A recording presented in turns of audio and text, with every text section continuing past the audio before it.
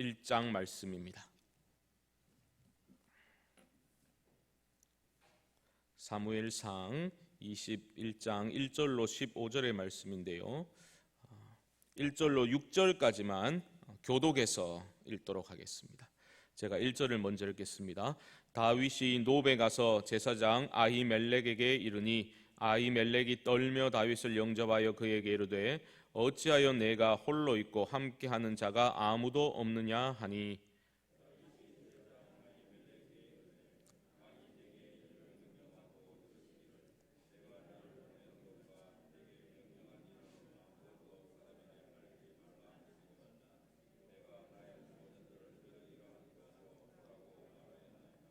이제 당신의 수중에 무엇이 있나이까? 떡 5덩이나 무엇이나 있는 대로 내 손에 주소서 하니,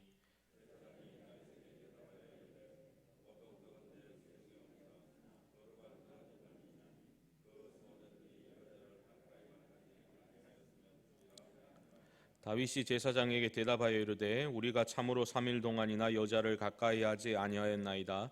내가 떠난 길이 보통 여행이라도 소년들의 그릇이 성결하겠거늘 하물며 오늘 그들의 그릇이 성결하지 아니하겠나이까 하매, 그 거룩한 떡을 주었으니 거기서 진설병 곧 여호와 앞에서 물려낸 떡밖에 없었음이라. 이 떡은 더운 떡을 드리는 날에 물려낸 것이더라. 아멘. 할렐루야. 코로나로 인해서 고개를 푹 숙이고 지내다 보니까 벌써 6월이 코앞에 다가왔습니다. 벚꽃도 제대로 즐기지 못했는데 이미 거리에는 반팔 또 반바지 차림의 사람들이 많이 보입니다. 곧 여름이 이제 오겠습니다. 하루속히 성도님들과 시원한 수박이라도 함께 먹으면서 두려움 없이 웃으며 대화할 수 있는 그런 날이 속히 오면 좋겠다, 그런 간절한 바람을 하게 됩니다. 요즘도 그렇게 하는지는 잘 모르겠는데 저 어릴 적에 어머니 따라서 수박을 사러 이제 장터에 가게 되면 그 수박 파는 아주머니께서 그 큰 칼로 삼각형으로 자그맣게 오려가지고 잘라가지고 칼끝으로 푹 찍어서 이렇게 수박이 잘 익었다고 그렇게 보여주곤 했었습니다. 제 기억에는 칼을 이렇게 겨누는 것 같아가지고 그거 사지 않으면 큰일 나겠다, 그런 생각을 어릴 적에 했던 적도 있습니다. 그런데 신기했던 게 그렇게 보여주는 것, 그렇게 품질이 좋아 보일 수가 없어요. 어떻게 그렇게 쑥 잘라냈는데 그렇게 맛있어 보일까? 실패한 부분이 없었던 것 같습니다. 가장 이상적인 경우는 그 아주머니 말 맞다, 나 수박이 너무 질이 좋아가지고 어디를 잘라도 그렇게 맛있는 부분이, 상하지 않고 좋은 부분이 나오는 것이면 가장 좋겠죠. 그 샘플이 전체 상태를 다 보여주는, 그렇죠.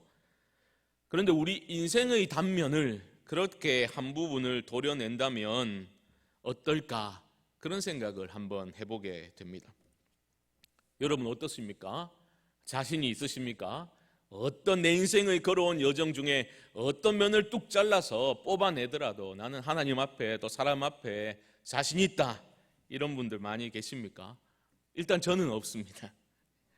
많은 분들이 자신이 없으실 것 같습니다. 내가 걸어온 삶의 여정 중에 무작위로 한 단면을 도려내서 보인다면 참 뒤통수가 뜨끈뜨끈해지는 그런 느낌이 들지 않겠습니까? 왜 이런 말씀을 드리는가 하면 우리 모두는 저마다 감추고 싶은 흑역사, 어두운 과거를 다 가지고 있습니다.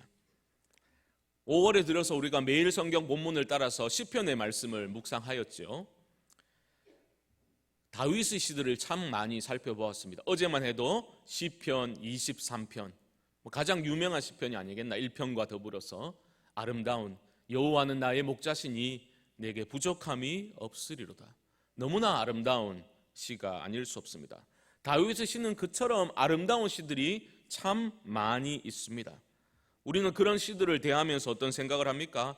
역시 하나님의 마음에 합한 사람이라는 그런 평을 받은 게 그냥 된 게 아니구나, 좀 부럽기도 하고, 그렇죠? 저렇게 신앙이 좋다니, 그런 마음이 들겠지요. 하지만 그런 다윗의 아름다운 시어들과는 전혀 어울리지 않는 다윗의 흑역사가 있었겠습니까? 없었겠습니까? 당연히 있었습니다. 성경은 그런 다윗의 흑역사, 어두운 실패의 스토리를 감추지 않고 적나라하게 다 기록하고 있습니다. 이게 성경이 믿을 만한 책인 거죠. 성경은 그 어떤 인물도 미화하지 않습니다. 있는 그대로를 보여줍니다. 인간은 죄인일 뿐이고 이 세상은 깨어져 있고 그렇기 때문에 은혜가 필요하다라는 것을 성경은 적나라하게 다 드러내고 있습니다. 이 시간에 우리가 사무엘상 21장을 살펴보는데요, 다윗의 흑역사입니다. 흑역사. 그의 아름다운 시들과 너무나 대비되는 그런 실패의 스토리를 통해서 우리는 오히려 그 실패의 장소에서 진정한 은혜가 무엇인지를 발견하게 될 것입니다. 우러러보던 그 다윗이 무너지는 그 모습을 보면서 우리는 속으로 통쾌해하거나 어차피 말씀대로 사는 건 애당초 불가능했다, 냉소적으로 말씀을 대하면서 신앙의 하향 평준화를 외치자는 것도 아닙니다. 우리는 다윗이 왜 실패했는지 그 실패의 원인을 한번 진단해보고 그런 실패의 어두운 현실 속에서도 어떻게 그런 아름다운 노래를 부를 수 있었는지 그 점을 확인하고자 하는 것입니다. 표면적으로 보면 모순처럼 보이죠. 위선적으로 보일 수도 있습니다. 하지만 그 안에 감추어진 은혜의 능력이 있습니다. 그 안에 복음의 정수가 드러나고 있습니다. 오늘 설교 제목이 무엇입니까? 두려움을 이겨내라. 믿음의 싸움은 두려움을 극복하는 싸움이겠습니다. 거짓된 두려움은 좀 몰아내고 우리 안에 참된 두려움이 회복될 때에 우리 삶의 질서가 바로잡히게 되는 겁니다. 그게 아니면 다 무너지게 됩니다. 아무리 훌륭한 재능과 지식과 능력을 가지고 있다 하더라도 두려움에 마음이 잠식되면 그 사람은 어리석은 행동을 하죠. 그리고 죄악에 깊이 빠져들고 맙니다. 난 원래 겁이 없어요. 천만에요. 모든 죄인들은, 모든 인간은 태생적으로 두려움을 안고 태어나고 살아가게 됩니다. 어쩌면 원죄와 같은 게 두려움일지 모르겠다라고까지 생각하게 됩니다. 에덴에 기억하십니까? 에덴에서 아담과 하와가 범죄한 후에 어떤 두려움이 임했습니까? 하나님께 거절당할지 모른다는, 하나님께 용납받지 못할 것이라는 두려움이 들게 되었죠. 그 이후로 모든 인간들은 이 거절당할지도 모른다라는 두려움을 가지고 살아가게 됩니다. 그렇죠? 거절의 두려움. 거의 모든 관계적 문제들은 이 거절의 두려움으로 인한 것입니다. 내가 거절당할지도 모른다. 그러니까 먼저 행동하고 거칠든 내성적이든 모든 문제들이 거절당할지 모른다는 두려움에서 출발하는 경우가 대부분입니다. 이 두려움이라는 적은 다양한 두려움이 있죠.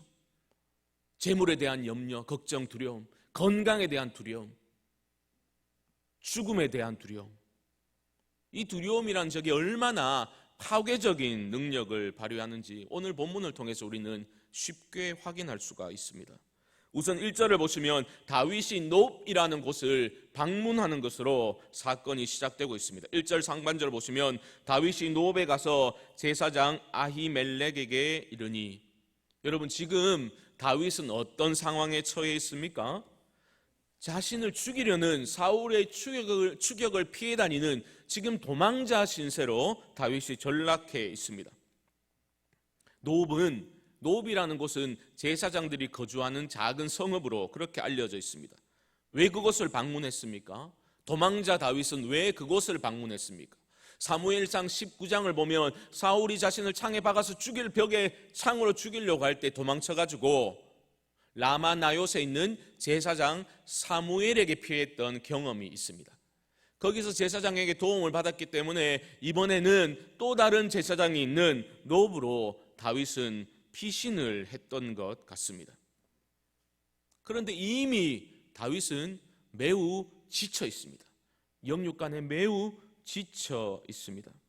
앞선 20장을 보면 절친, 가장 친한 친구 요나단과의 대화가 나와 있는데 다윗은 요나단에게 푸념을 늘어놓고 있습니다. 우리 한 장 앞으로 넘겨서 보시죠.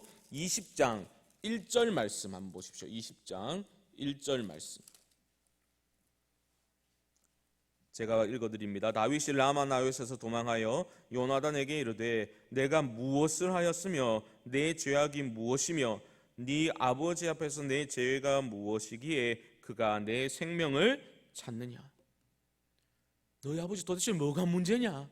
내가 뭘 잘못했길래 내 생명을 자꾸 찾느냐, 나를 죽이려고 하느냐, 그렇게 말하죠. 사무엘상의 그 이야기를 종합해보면 다윗은 10년 이상 동안 도망자 신세로 이곳저곳을 그렇게 다녀야 했습니다. 얼마나 억울했겠습니까? 오해를 받으면 억울하죠. 얼마나 답답했겠습니까? 사무엘을 통해서 기름 부음을 다윗은 어릴 적에 받았죠. 왕으로 세워질 것을 하나님이 약속을 주셨습니다. 그런데 왕이 되기는커녕 당장 내일 죽을지도 모르고 그렇게 도망자 신세로 계속 살아가게 되니 얼마나 가슴이 터질 것 같았겠습니까? 그래서 요나단에게 푸념하면서 내가 얼마나 힘든지를 이렇게 말하고 있습니다. 20장 3절 하반절 보시면 이렇게 말합니다. 여호와의 살아계심과 내 생명을 두고 맹세하노니 나와 죽음의 사이는 한 걸음뿐이니라. 나와 죽음의 사이가 한 걸음뿐이다. 죽겠다라고 지금 다윗은 푸념하고 있는 겁니다. 인간이 가지고 있는 가장 근원적인 두려움이 무엇입니까? 죽음에 대한 두려움 아닙니까? 두려움이 커져가면서 하나님의 약속은 점차 희미해져 가고 있는 거죠.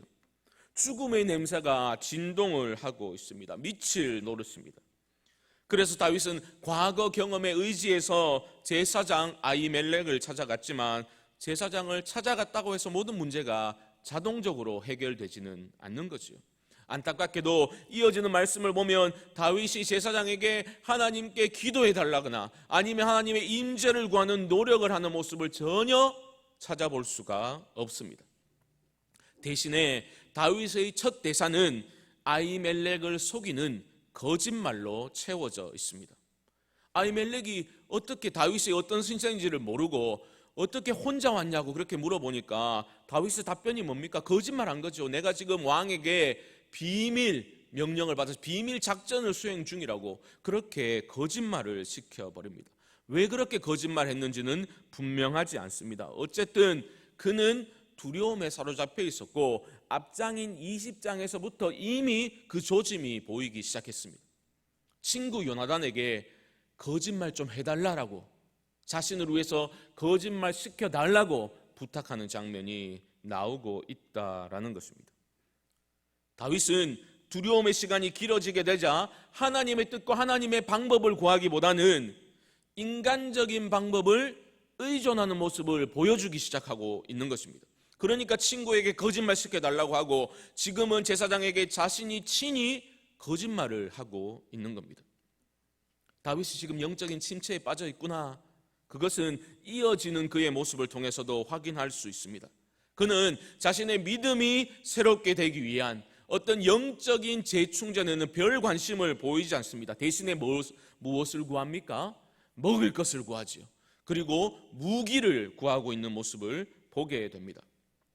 먹을 것을 좀 달라 하니까 제사장이 무엇을 내어주었습니까? 진설병을 내어주었죠. 진설병. 하나님께 바쳐진 떡을 새 것으로 바꾸면서 물려낸 떡을 다윗에게 주게 됩니다. 그리고 무기를 구하자 제사장은 무엇을 주었습니까? 칼을 주는데 9절 말씀 보십시오. 9절 21장 9절입니다. 제가 읽습니다.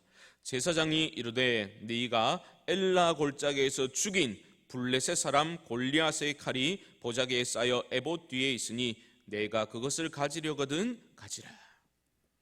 그렇게 먹을 것과 칼을 얻어서 다윗은 돌아가게 됩니다. 이런 다윗의 모습을 보면서 우리는 정말 사람이 두려움에 빠지게 되면 얼마나 과거에 하나님과 친밀했던지 간에 그 순간에 두려움에 빠지게 되면 영적으로 둔감해질 수밖에 없구나라는 것을 아프게 깨닫게 됩니다. 당장 먹을 것을 구했고 칼을 구했습니다. 하지만 다윗에게 급한 게 그런 게 아니지 않습니까? 다윗에게 꼭 필요한 것, 지금 당장 필요한 것은 먹을 것과 무기가 아닙니다. 무엇이 필요합니까?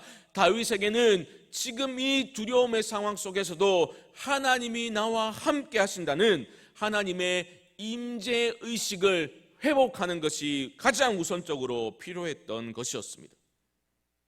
저는 다윗의 모습을 보면서 제사장 아히멜렉에게서 얻은 두 가지를 보면서 이거 어쩌면 하나님이 다윗에게 주신 사인이 아니겠는가, 그런 생각을 해보게 되었습니다. 왜 그런가? 먹을 것을 얻었지요. 진설병을 얻었습니다. 진설병. 아무리 그래도 사람이 사는 곳인데 하나님께 바쳐진 떡밖에 줄 것이 없었다라는 게 좀 이해가 되지 않습니다. 특별히 흉년이 들었다라는 기록도 나오고 있지 않은데 진설병이 다윗에게 주어진 겁니다. 여러분, 진설병이 무슨 떡인지 아십니까? 나는 만개떡이 좋던데 그러지 마시고. 진설병이 뭡니까? 한자어로는 베풀진, 베풀설, 그럼 떡병. 하나님 앞에 바쳐진, 문자적 의미로는 하나님 얼굴빵입니다. 하나님 얼굴빵. 얼굴떡 하니까 어감이 별로 안 좋아서 얼굴빵이에요. 빵. 면전의 떡이라는 뜻입니다. 면전의 떡. 하나님 면전의 떡이라는 것이 진설병의 문자적 의미입니다. 무슨 말인지 느낌이 오십니까, 여러분? 하나님의 임재가 핵심이라는 거예요.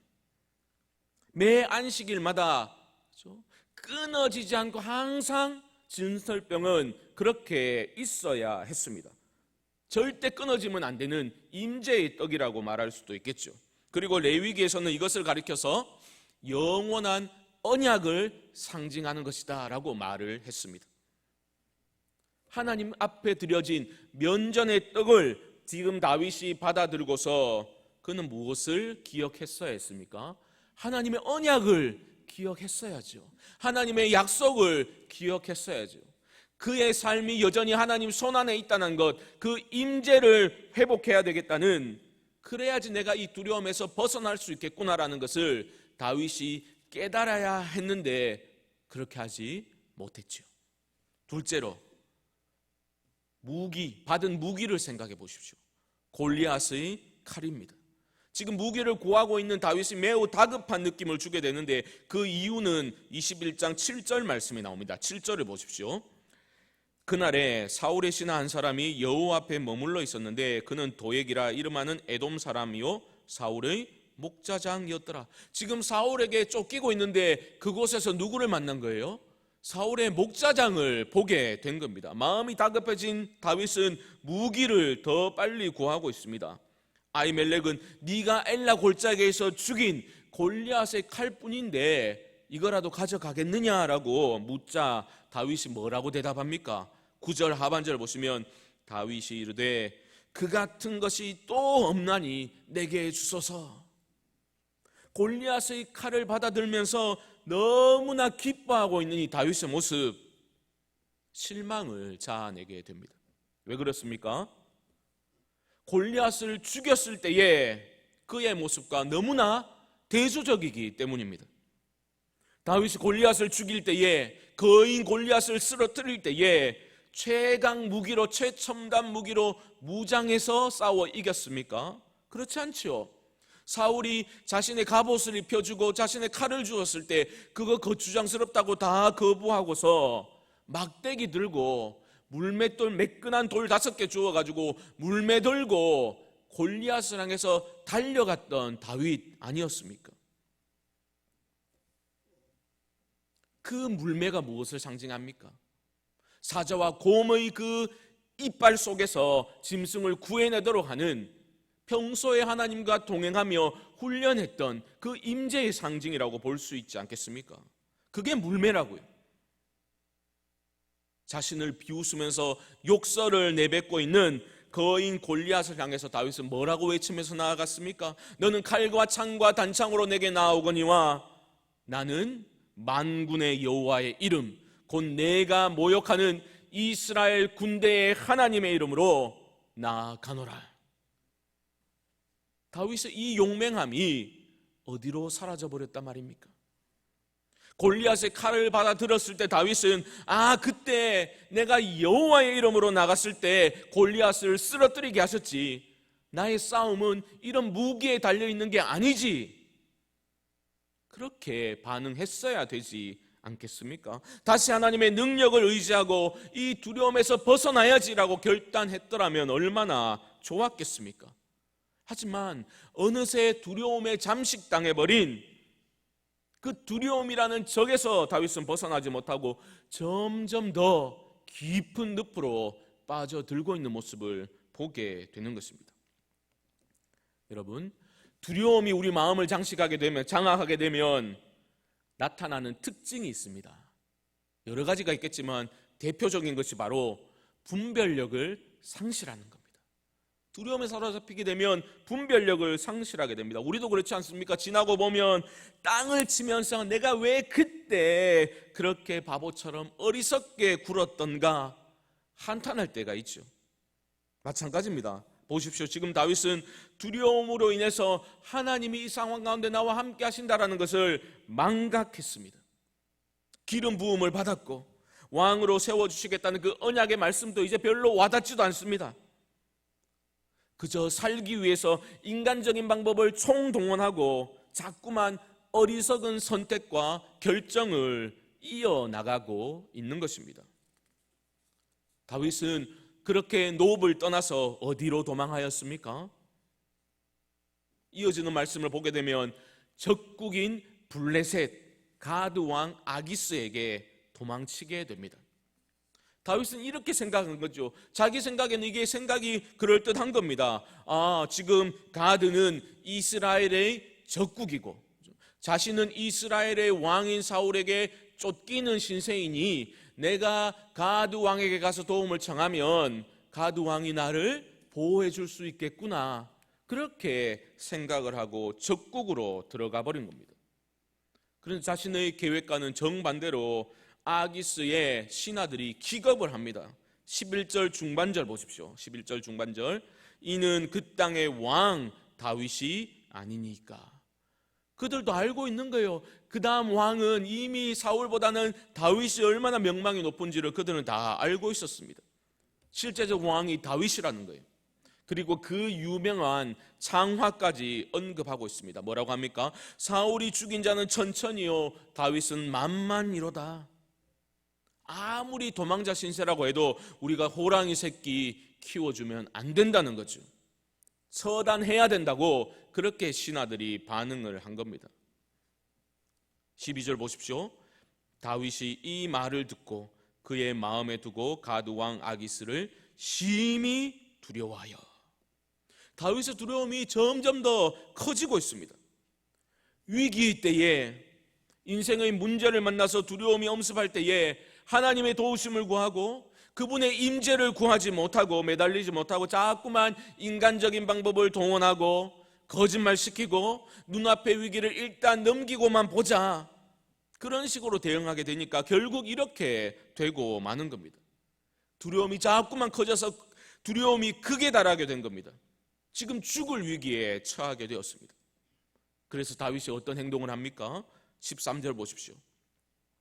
그들 앞에서 그의 행동을 변하여 미친 체하고 대문짝에 그적거리며 침을 수염에 흘리며. 다윗은 살기 위해서 미치광이 연기를 합니다. 행세를 합니다. 침을 질질 흘리면서 문짝에 몸을 막 비비면서 미친 척을 지금 하고 있습니다. 그러자 아기스 왕이 뭐라고 합니까? 15절 보시면 나에게 미치광이가 부족해가지고 미친 자를 내 앞에 데려왔냐라고 하면서 다윗을 내쫓아버립니다. 그래서 다윗은 목숨을 건지게 되었습니다. 이스라엘의 왕으로 그렇게 기름 부음을 받은 하나님의 사람 다윗이 이방 왕 앞에서 미친 척을 하면서 수치를 당했고 겨우 목숨을 건진 사건, 그야말로 다윗의 흑역사 순위를 매긴다면 탑3에 들지 않겠습니까? 그런데 대반전이 일어납니다. 너희는 여호와의 선하심을 맛보아 알지어다. 그에게 피하는 자는 복이 있도다. 이런 아름다운 신앙 고백을 34편, 시편 34편에서 노래하고 있는데, 그 내용은 너무나 아름답고 도전적이지만 그 표제어를 보면 우리는 충격을 받게 되는 거죠.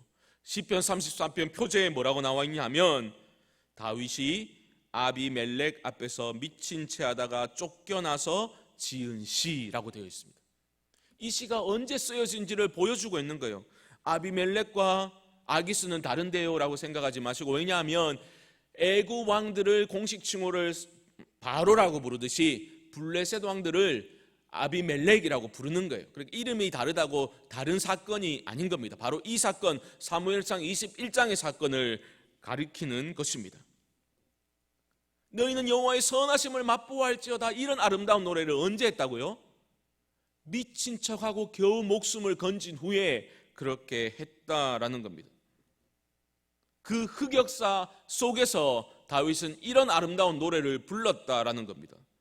아이고, 부끄럽지도 않나? 너무 뻔뻔한 거 아니가? 이런 반응을 보일 수도 있겠죠.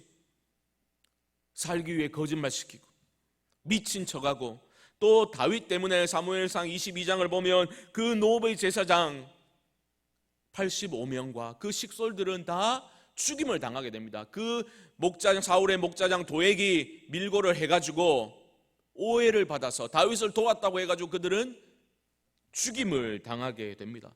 한 명, 아히멜렉의 한 명 그 아들이 살아남아서 다윗을 찾아갔을 때 다윗이 뭐라고 합니까? 비통해하면서 이렇게 말합니다. 내 아버지 집의 모든 사람 죽은 것이 나의 탓이로다. 보십시오. 다윗은 이런 참혹한 결과로부터 결코 자유로울 수 없는 거죠. 그런데 어떻게 이렇게 뻔뻔하게 너희는 여호와의 선하심을 맛보아 할지어다 라고 노래할 수 있단 말입니까? 시편 34편 1절에서는 이렇게 말합니다. 내가 여호와를 항상 송축하며 내 입술로 항상 주를 찬양하리로다. 어찌 이렇게 철저히 실패한 사람이 부끄러워서 고개도 못 들어야 정상일 텐데 천연덕스럽게 이렇게 노래할 수 있는가? 그런 생각이 드십니까? 여러분, 그렇지 않습니다. 저는 다윗이 미친 척해서 살아남았고 그것이 자신이 기질을 발휘해서 살아남았구나라고 자랑스럽게 생각하지는 않았을 것이라고 믿습니다. 다윗은 수치스러워했을 겁니다. 하지만 다윗이 다른 점이 뭔지 아십니까? 그는 그 수치감을 다른 실패한 인생들과 비교하면서 자신의 실패를 정당화하려고 들지 않았습니다. 다 그런데 뭐 내만 그런가? 누구라도 그 상황에서 그랬을 거야 라고 정당화하려고 들지 않았다라는 겁니다. 그는 자신의 그 수치감을 덮으려고 한 것이 아니라 그 수치심을 그대로 들고 하나님께 나아가서 눈물로 부르짖어 간구하였습니다. 34편 4절을 보시면 내가 여호와께 간구하매 내게 응답하시고 내 모든 두려움에서 나를 건지셨도다. 여러 가지 두려움이 다윗이 있었던 것을, 그것을 부정하지 않습니다. 그는 이 고백을 철저한 실패 후에, 그 실패 후에도 눈물로 다짐하며 다시 이렇게 노래하고 있는 겁니다. 저는 다윗이 다윗 된 것, 다윗을 다윗 되게 한 것, 바로 이런 모습이 아니겠는가 생각해 보게 됩니다. 우리의 삶을 생각해 봅시다. 저를 포함해서 우리 모두는 두려움 때문에 다윗처럼 어리석은 선택을 한 적이 참 많았습니다. 지금도 생각해 보면 수치심으로 얼굴이 화끈거릴 그런 일들을 참 많이 저질렀습니다. 그런데 많은 사람들은 그저 그런 수치감을, 실패의 이야기, 흑역사를 자꾸만 덮으려고만 들지, 그것을 직면하여서 하나님 앞에 토해놓고 하나님께서 그것마저도 다스려 주시기를, 다루어 주시기를 간구하지는 않습니다. 그냥 대충 덮어놓고 뭐 은혜의 하나님이니까 다 용서 알아서 해주시겠지, 그렇게 두루뭉술하게 처리해 버리는 경우가 대부분입니다. 하지만 다윗은 그렇게 하지 않았다는 거죠. 그는 철저한 회개를 통해서 하나님께 다시 나아갔습니다. 눈물로 침상을 띄울 정도로 참회의 기도를 했던 다윗의 모습을 우리는 기억하고 있습니다. 실패와 수치심 속에서 하나님의 눈길을 피하는 것이 아니라 다윗은 그 철저한 실패 속에서도 오히려 하나님의 얼굴을 구하되 옷과 마음을 찢으면서 진실로 통회하는 모습으로 하나님의 은혜를 구하고 있는 그 모습이 바로 우리 자신의 모습을 되돌아보게 만들어 주는 것입니다. 다윗의 그러한 모습은 천박한 은혜주의가 아닙니다. 너무 쉽게 죄사함을 받았네, 그렇게 은혜라는 미명하에서 나의 그 수치심과 실패를 대충 넘겨버리는 천박한 은혜주의가 아니라는 것입니다. 다윗은 하나님의 인자와 자비하심이라는 것이 인간이 이해할 수 있는 한계를 훨씬 초월해 있다는 것을 경험으로 알게 된 겁니다. 그렇기 때문에 믿음을 가지고 다시 한번 하나님의 은혜를 구하며 나아가고 있는 것입니다. 다시는 그런 실패를 하지 않겠다고 다짐하면서 다윗은 모든 이들에게 이렇게 외치고 있는 겁니다. 너희 성도들아, 여호와를 경외하라. 그를 경외하는 자에게는 부족함이 없도다. 두려움에 잠식당하지 않을 수 있는 유일한 길은 하나님을 두려워하는 것이라는 것, 여호와를 경외하는 것임을 다윗은 깨닫게 된 겁니다. 제가 설교 초반에 수박 이야기 해드렸는데 어떻습니까, 여러분? 우리는 평생, 신앙은 삶이요 여정 아닙니까? 평생의 과정 중인데 우리의 믿음은, 우리의 신앙은, 내 삶의 모습은 좀 연그러 가고 있습니까? 속이 잘 익은 그런 성숙을 향해서 우리는 좀 자라가고 있습니까? 두려움을 이겨내고 그렇게 다음에는 좀 더 나은 모습으로 그렇게 자라가야 되지 않겠습니까? 포기하지 마시고 두려움을 이겨내시고 굳어지지도 마시고 기쁨의 회개를 통해서 날마다 주님께 돌이키시고 하나님을 두려워하고 하나님을 경외하는 마음으로 그렇게 한 걸음씩 나아갈 수 있기를 주님의 이름으로 축복합니다. 여전히 내 삶에 어느 쪽이 걸려 나올까 불안할 수 있겠지만 그 불안이 나의 존재적인 불안이 아니라 그 불안마저도 복음의 빛 안에서 극복하고서 그 수치심마저도 하나님 앞에 내어놓고 하나님의 얼굴과 은혜를 구하며 나아갈 때에 그 수치심도 나의 성숙을 위한 창조적인 자양분으로 사용될 수 있다는 것, 주님 손안에 있으면 수치심마저도 우리의 성숙을 위해서 사용될 수 있다는 것을 여러분 믿음으로 받아들이시고 거절에 대한 두려움 없이 담대함으로 그리고 자유함으로 나아가되 간절한 마음으로 무릎으로 주님께 날마다 나아갈 수 있는, 그리하여 승리의 삶을 살아갈 수 있는 모든 성도님들의 삶이 될 수 있기를 주님의 이름으로 간절히 축원드립니다. 기도하겠습니다.